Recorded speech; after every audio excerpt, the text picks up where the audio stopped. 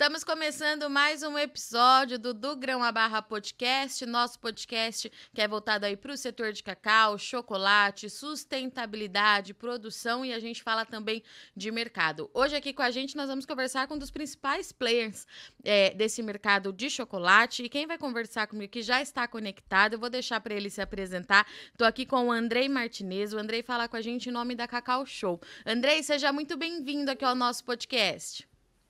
Bom dia, tudo bom, Virgínia? Tudo certo. Andrei, para a gente começar, primeiro de tudo eu queria agradecer a sua disponibilidade em participar aqui do nosso podcast, disponibilidade da Cacau Show, e vou manter a tradição aqui, vou pedir para você se apresentar para os nossos ouvintes, pode ser? Claro, perfeito. Bom, eu cheguei na Cacau Show por uma consultoria em 2020, né? Iniciei um trabalho aqui, eu já vinha do mercado Bean to Bar, eu tinha uma pequena fábrica de chocolates Bean to Bar, e aí eu iniciei uma consultoria na Cacau Show para a gente trabalhar o que já existia, né? Tem uma grande produção Bean to Bar aqui, comparada com o setor do mercado, né? A gente tem uma fábrica aqui na Cacau Show que produz 1,4 toneladas de média por dia. Então, a gente consome dentro dessa fábrica o cacau que vem da nossa fazenda e de alguns produtores. Então, eu iniciei esse trabalho aqui na Cacau, iniciei como consultoria, acabei ficando, assumi uma gerência que foi criada nova, né? Que a gente chama de Tree to Store, porque cuida de todo o processo, desde a nossa fazenda, da compra de cacau, né, que a gente produz nessa linha que é Bean to Bar aqui, ou Tree to Bar no caso, até o processo acompanhamento da comercialização, o desenvolvimento dos produtos, né, da linha, adequações, ajustes, que eu venho trabalhando nesses últimos anos, né? Então, eu cuido desse processo inteiro. Tudo que envolve cacau dentro da Cacau Show, de uma certa forma, passa pela nossa área. E, Andrei, me fala uma coisa. Quando você chegou, a Cacau Show já tinha essa pretensão de ter uma fazenda produzindo cacau ou foi uma coisa que aconteceu e vocês alinharam depois? Como é que surgiu essa ideia? Não, já tinha, né? A fazenda já tinha sido comprada há 7 anos antes, né? E aí ficou um tempo lá de estruturação, adequação, porque é uma área diferente, né? Lá em Linhares tem muita água e tem muita produção que é irrigada, né? Tem uma época de muita seca, tem a época de chuva, mas nessa época de seca, dependendo da região onde é plantado o cacau, ele sofreria um pouco mais. Então, essa área lá é plantada a pleno sol, né? Foi uma área criada nova, era uma área de pasto praticamente. Então, foi feita uma plantação de eucalipto no entorno, 100 mil pés de eucalipto, não tinham árvores naquele local. Tem mais 10 mil árvores de seringueira, né? Que a gente começou a extrair borracha agora, este ano, em 2023. E mais muitas árvores frutíferas espalhadas, além das 49 mil pés de cacau, né? Todos plantados apenas no sol. Então, era uma área, digamos que era uma área de pasto que não tinha vegetação, era grama mesmo, é um pico de morro. A vegetação maior que tinha era na queda do morro, onde a gente não planta, a gente planta só na parte de cima. E aí utiliza a água das lagoas que tem na volta para fazer a fertirrigação. E, Andrei, eu acho que vocês devem responder muito essa pergunta, essa questão da água, quando a gente fala de cacau cultivado a céu aberto, né? Eu imagino que deva ser uma curiosidade aí que pega todo mundo. E como é que funciona isso? Eu falo em termos assim, você já disse que vocês fazem o uso da tecnologia da irrigação, mas o projeto ele já nasceu para ser assim mesmo, a plantação a céu aberto ou também foi uma consequência da área? Como é que foi essa ideia? Não, ele já nasceu para ser assim, né? Até pela experiência de alguns produtores lá da região que já vinham, né, produzido dessa forma.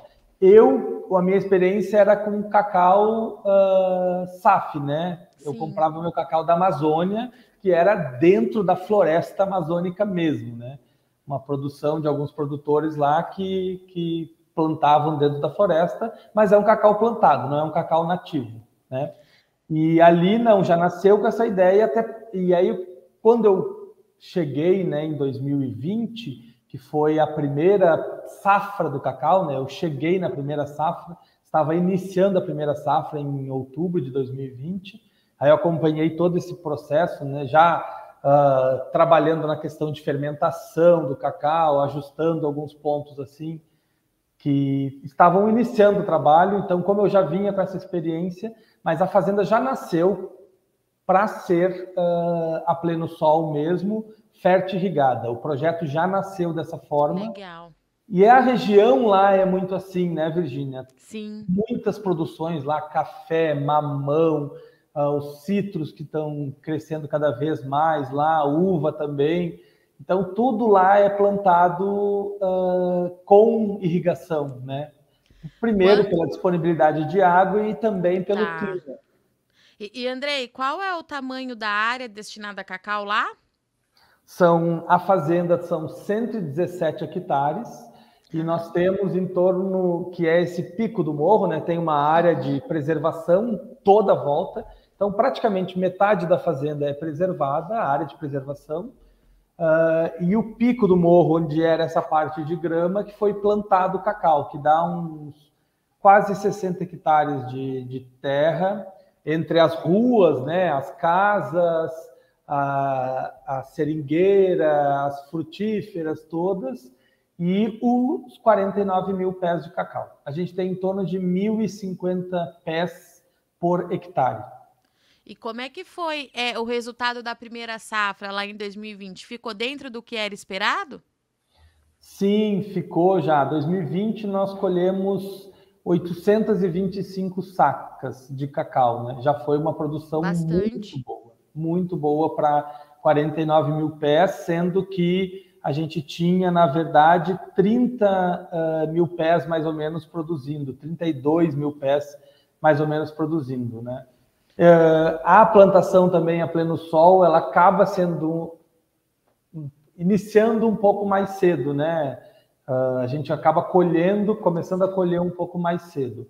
A gente visitou até algumas fazendas lá no sudoeste da Bahia, lá no Cerrado, e percebeu-se que lá, com 2 para 3 anos, já está colhendo cacau, entendeu? Numa quantidade que é maior que a média hoje do Brasil, né? Tipo, meio quilo de cacau já começa a produzir já logo do início.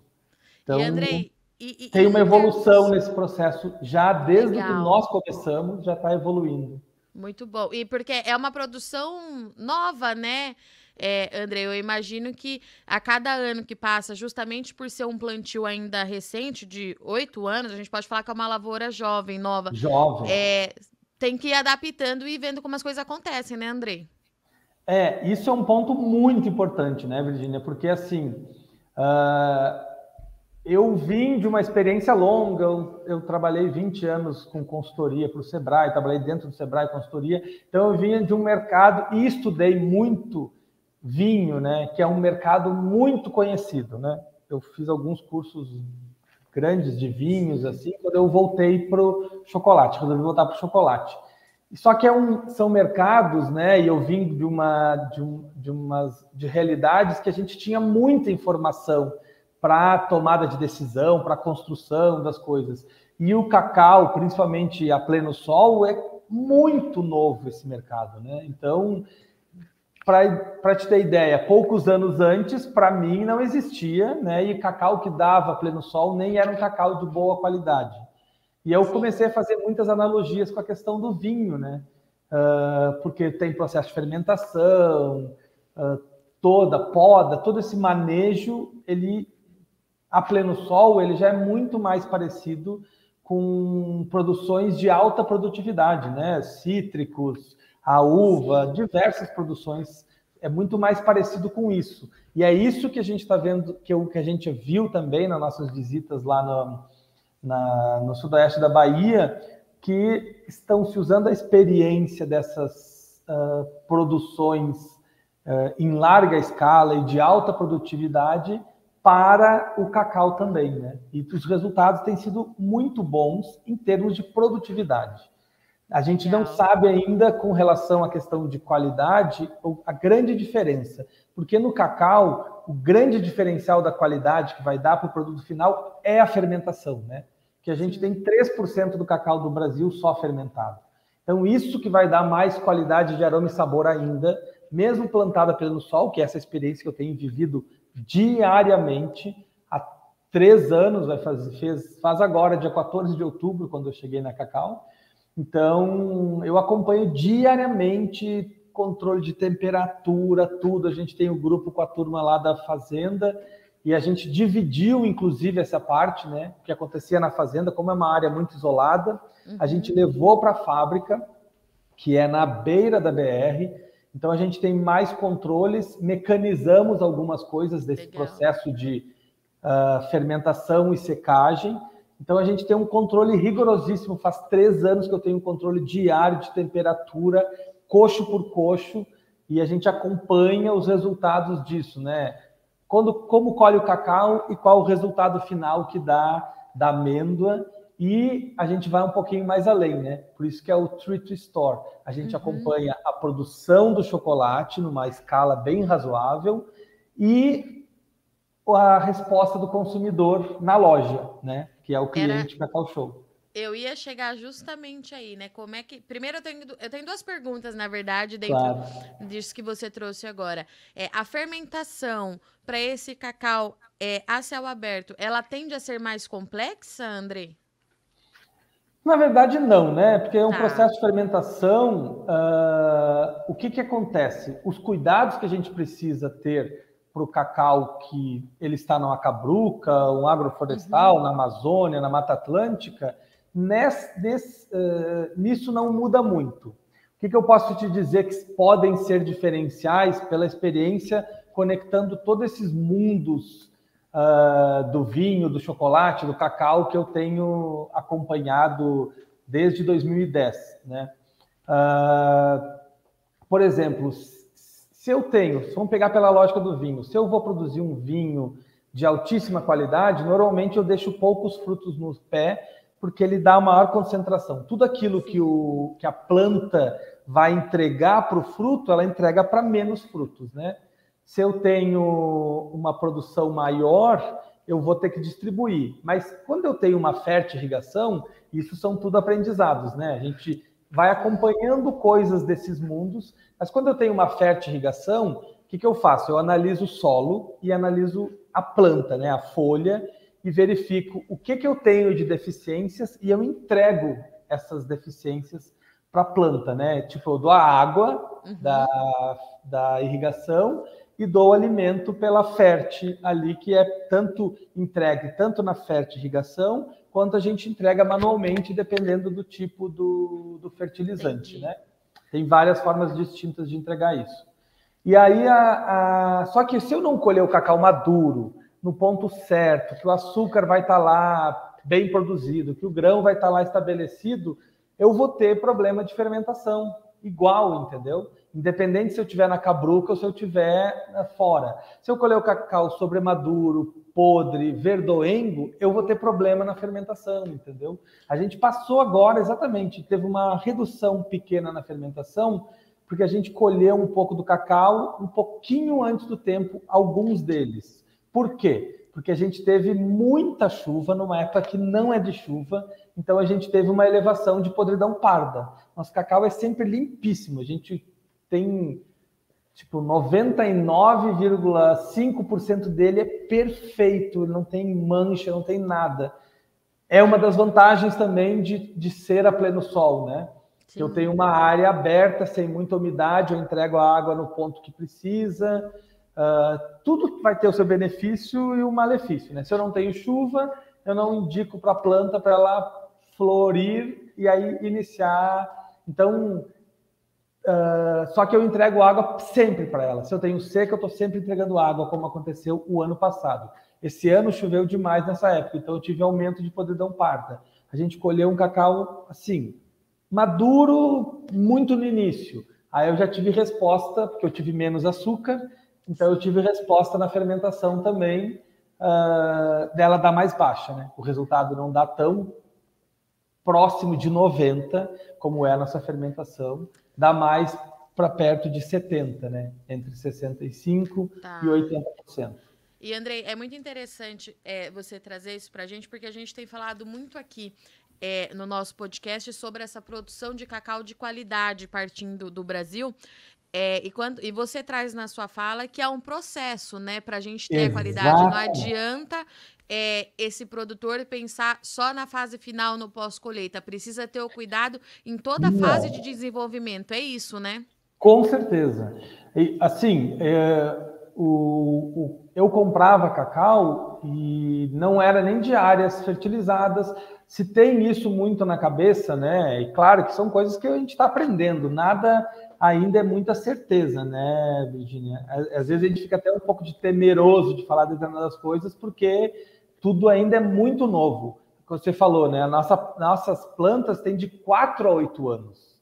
Então, as que têm 8 são as primeiras plantadas, né? Sim. Se diz que a vida adulta delas é a partir dos 10 anos, né? Alguns falam 7 anos, outros falam 10. Teve alguns estudiosos, professores aí que estão há 40 anos com cacau, que a gente fez uma consultoria com eles, eles falam, não, é 10 anos que o pé do cacau vira adulto efetivamente. Então, se a gente pensar, a gente nem tem plantas adultas ainda, né? Tem plantas muito jovens que começaram a dar o ano passado, praticamente, né? E outras que já estão lá há 3 anos dando cacau, né? Então, agora a gente está entrando no 4º ano. E então, isso tudo é muito, muito, muito relativo. A gente ainda não tem muita certeza, mas dá para perceber, por exemplo, se eu tenho, pelos concursos, né? Tudo depende do critério de avaliação, tem uma série de coisas que entram nisso tudo. Até a percepção da avaliação dos concursos vem mudando, porque eu acompanho desde o concurso do cacau, do chocolate, né? Onde eu participei. Na época que eu tinha minha fábrica, eu já tinha ganho prêmios aqui no Brasil e fora do Brasil com chocolate, comprando cacau amazônico, né? Eu sempre utilizei cacau amazônico.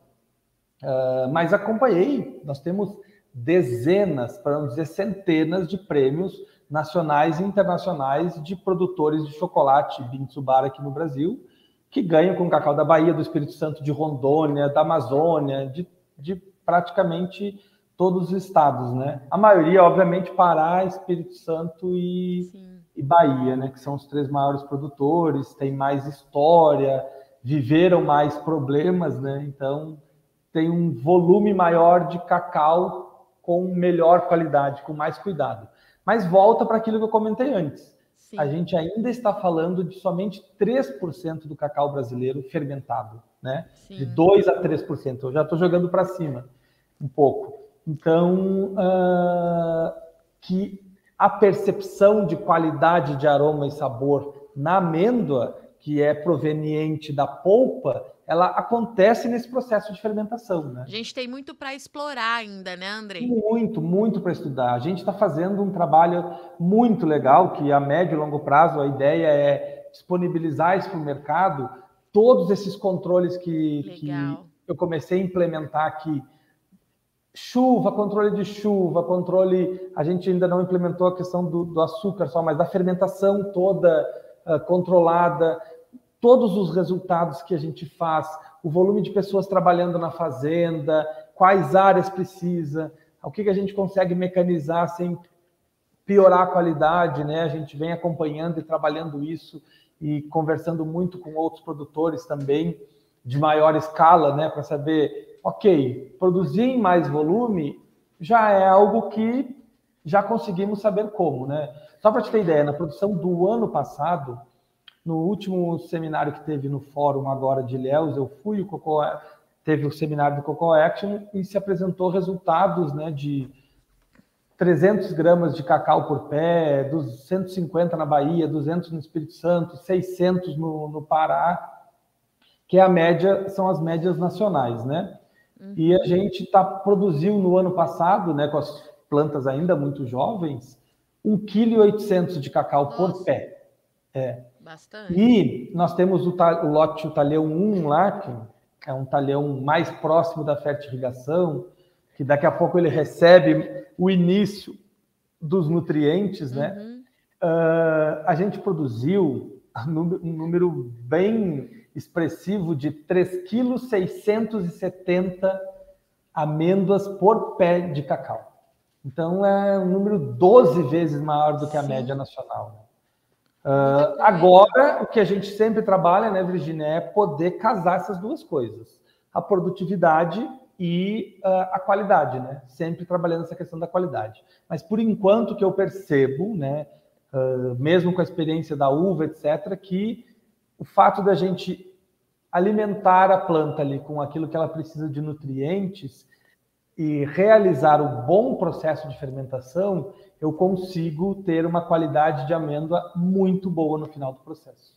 Agora, se a gente avaliar concurso, os grandes vencedores de cacau, por enquanto, ainda são de cacau SAF ou da floresta, né? Tanto Mata Atlântica quanto Floresta Amazônica. E Andrei, você trouxe aqui para a gente duas realidades, que é do produtor.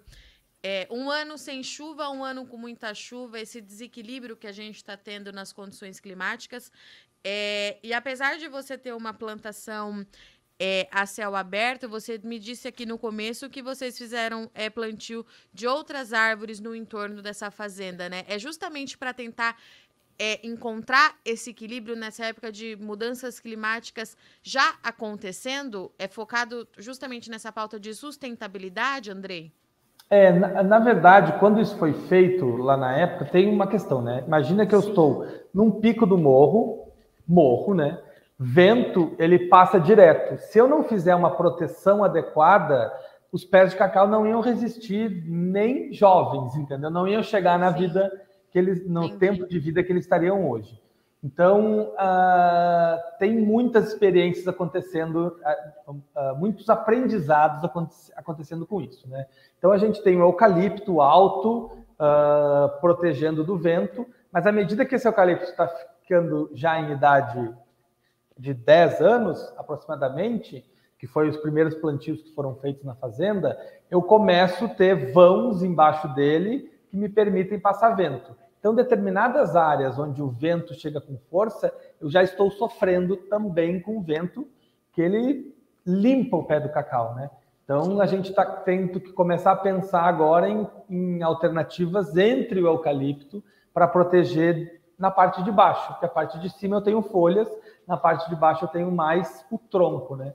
Só que eu começo, à medida que esse eucalipto vai crescendo, ter um vão maior de espaçamento de vento. O objetivo principal desse plantio todo era para proteger, né, das seringueiras nas ruas principais da mesma forma. Eu faço uma proteção de vento e ela, como a seringueira se abre muito, ela também faz uma proteção de sombra, que imitaria um pouco do que é a questão da cabruca, né? Só que o que a gente percebe nessas áreas, e é muito nítido, né? As primeiras plantas na beira da seringueira, a primeira e a segunda, elas são as plantas menos produtivas por causa do sombreamento. Que interessante.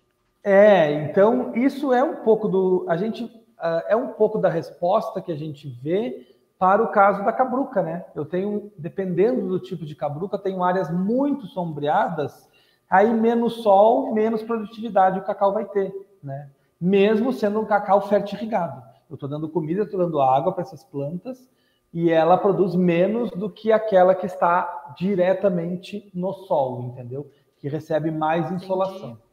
E a gente está vendo agora uma evoluçãozinha além ainda, porque o próprio cacau, ele, na época que ele está agora, ele está todo fechado.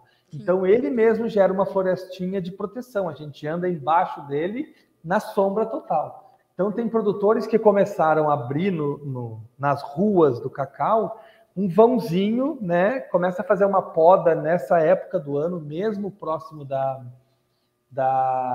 safra, para ter mais insolação, para ele seguir produzindo, né? Porque essa é outra diferença também, né, Virginia? A gente colhe 12 meses por ano lá. Sim. Vocês estão fazendo... Você está guardando tudo isso aí numa base de dados? Porque isso aí vai virar estudo para a gente avançar com a produção em algumas áreas, né? A gente está agora, a gente começou no ano passado, início do ano passado, nós criamos um aplicativo da fazenda aqui com a nossa área de TI, área de inteligência, e a gente está aproximando essa área levando a fazenda para dentro do BI, entendeu? Para começar a amarrar todas essas etapas do cacau. Então, para saber, a gente tem variedades distintas em determinados talhões, né? Não são exclusivos, mas tem talhões lá que a gente tem 80% dele é de uma variedade, né? Então, quando eu colho do talhão tal, a gente controla data de colheita, qual talhão, quantos frutos saem lá de dentro. Então, a gente tem produtividade por talhão, um pouco por variedade também, porque a gente sabe a quantidade de plantas que tem em cada talhão. A gente está monitorando 100% de tudo que a gente faz. E o que eu estou fazendo agora nesses últimos tempos? Levando tudo isso para dentro do BI, né? Que é o software de inteligência de negócios, digamos assim, para a gente amarrar esse processo inteiro e saber. Se eu colhi o cacau meio verdoengo, eu tive essa resposta da fermentação, eu tive essa resposta no chocolate, o que eu tenho que ajustar lá?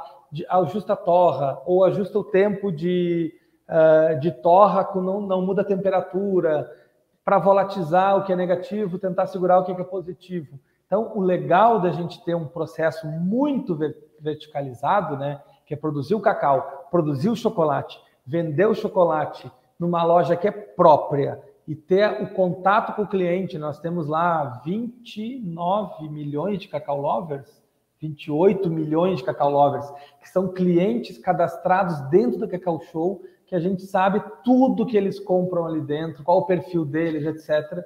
Então, a gente começa a amarrar uma ponta desde a fazenda até o consumidor final, né? Fora que a gente começou a criar experiências agora com hotel, parque de diversões e assim por diante. Então, a gente está ampliando essa conexão, né? Desde a fazenda, que também tende a se tornar um ponto turístico, né? E de vivência, de experiência, mas muito voltado nessa parte técnica também, né, Virginia? Acompanhar todos esses processos, documentar tudo isso e conectar os pontos, né? Que essa é a parte mais complicada, né? Então, por enquanto, a gente está juntando informação. A gente está numa fase de desenvolver os aplicativos e softwares que amarram tudo isso, para depois a gente começar a gerar muita inteligência, informação de todos esses dados que estão sendo armazenados. E, Andrei, qual é que foi a resposta desse consumidor final, né? A gente já falou bastante da área de produção, mas quando esse cacau esse chocolate, chegou até esse consumidor, ficou dentro do que era esperado? O que você pode me dizer sobre isso?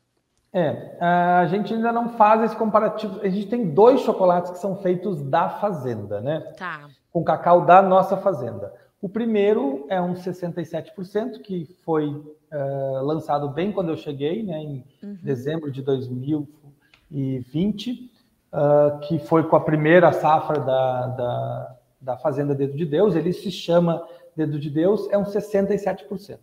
A gente já tinha, dentro da mesma linha, que é uma linha de produção separada, ela é vegana, ela fica aqui à vista, né, para todos os consumidores que vem na primeira mega da Cacau Show, que é aquelas lojas grandes. Essa aqui é uma mega gigantesca, tem 3 mil metros quadrados, tem parquinho de diversões indoor, tem experiência de vários produtos, tem chocolate artesanal feito exclusivamente para essa loja, que é feito desde com cacau da fazenda. Então, é uma loja gigantesca de experiência mesmo, e nós temos a produção 100% à vista, ela é toda de vidro. O cliente enxerga desde o cacau entrando no equipamento que seleciona a amêndoa, faz a torra, quebra, descasca, gera o líquor, adiciona os demais ingredientes e faz o chocolate de ponta a ponta até a barra sair dentro da caixa. Isso tudo é visível para o consumidor, né? O processo desde da amêndoa até a barra de chocolate embalada ali. E ainda tem a degustação que fica para a loja do chocolate que está sendo feito. Então, nós temos o 67%. Para a gente fazer um comparativo, a gente já existia o 65% cacau, que era feito com cacau também lá de Linhares, né, que a gente compra de um fornecedor, que compra de diversos produtores. E o Dedo de Deus, ele ele nasceu e veio substituindo o consumo dos 65%. O Dedo de Deus é uns 67%, e o 65% seria o, entre aspas, concorrente interno dele. A ponto de, há alguns meses atrás, nós tiramos o 65 de linha e o Dedo de Deus, porque ele veio substituindo e superando o 65, né? Ele passou o 65 e chega mais próximo do 85 e do 70, que é o chocolate mais vendido, porque o 70, dentro do mundo do chocolate, é um número meio cabalístico, né? Todos os nutricionistas, cardiologistas, endocrinologistas, todo mundo indica como o chocolate 70% ou mais, 70% ou mais. Então, 70% é aquele chocolate que todo mundo procura, né? E se a gente tivesse o Dedo de Deus 70%, aposto que ele já estaria brigando com o 70%, que é dessa linha vegana de chocolate feito da amêndoa barra, é o mais vendido hoje ainda. Mas o Dedo de Deus, ele é um chocolate muito diferenciado pelas características, porque ele é exclusivo com cacau da fazenda, então ele tem lá as características de um doce de laranja, de laranjinha quinquã, que é muito característico do terroir, né, do processo, das variedades que a gente utiliza e assim por diante. Que é o que a gente vê no mundo Bean-to-Bar, né? Você vê cacau trazendo sabor. A torra dele, ele já é diferenciada, porque ele é o mesmo produtor, então eu controlo 100% do processo, e aí a torra dele é muito mais baixa que dos anteriores. O processo dele, se é que a gente pode usar essa palavra, ele é menos agressivo para o cacau, para a gente ter tudo aquilo que o cacau tem de bom no chocolate, né? Então, aquilo que a gente come na amêndoa, eu sinto no chocolate 67.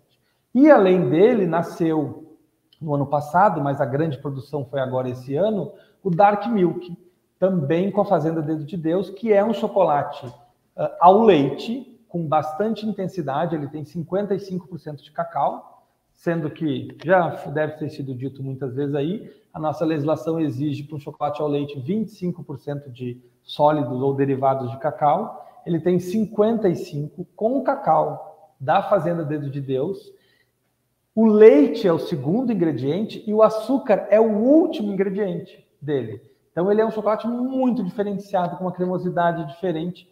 E nós produzimos agora, nessa primeira produção, para as 4.000 lojas e por um estoque de alguns meses, 172 toneladas de um chocolate da fazenda até a barra.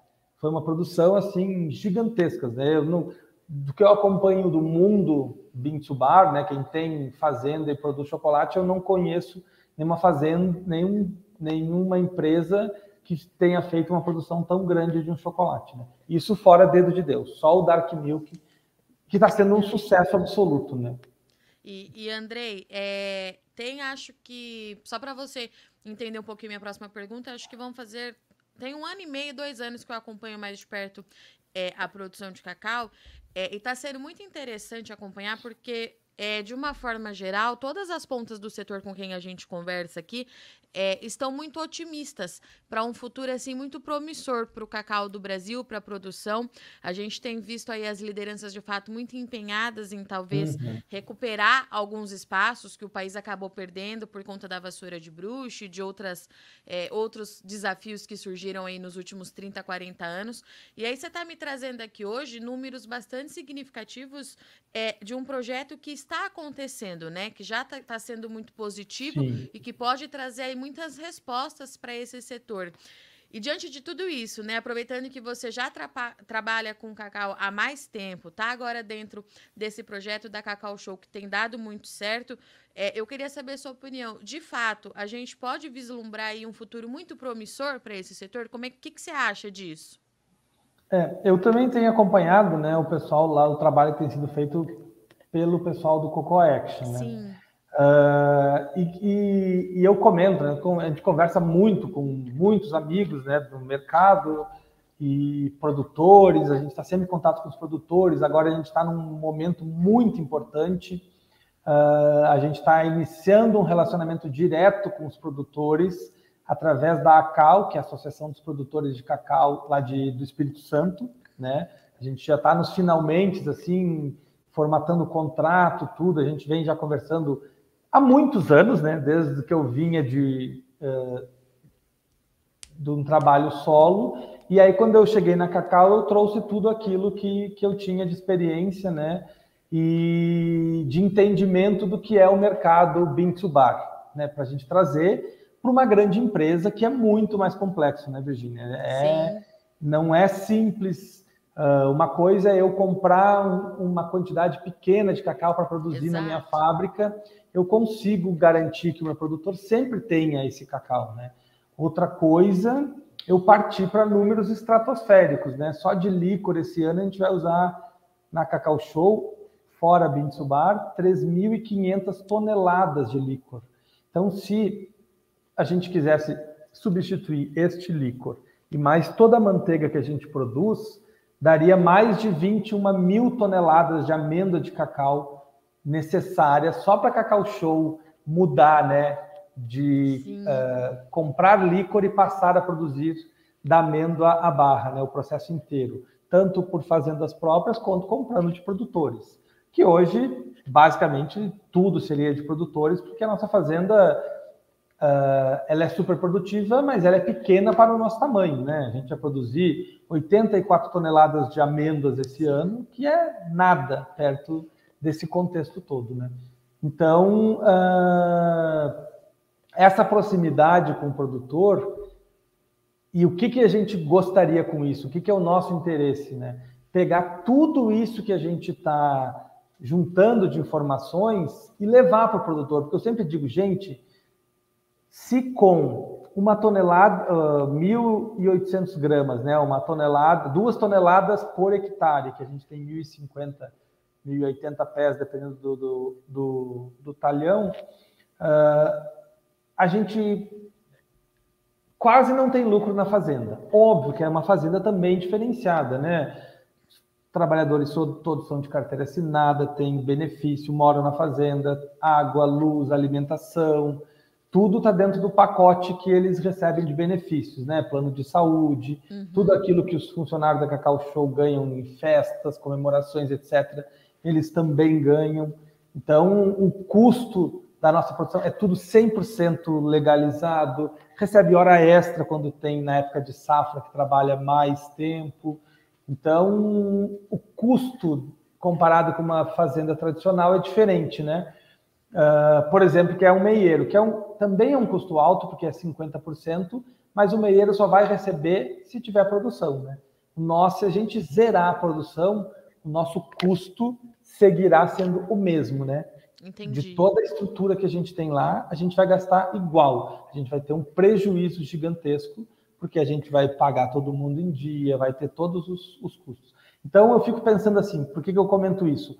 Porque se nós produzindo essa quantidade, estamos saindo do empate desde o ano passado, né? Vamos ter, quem sabe, um lucrinho maior esse ano, mas a gente vai ter uma perda de uns 20% por causa da podridão parda, que teve muita chuva.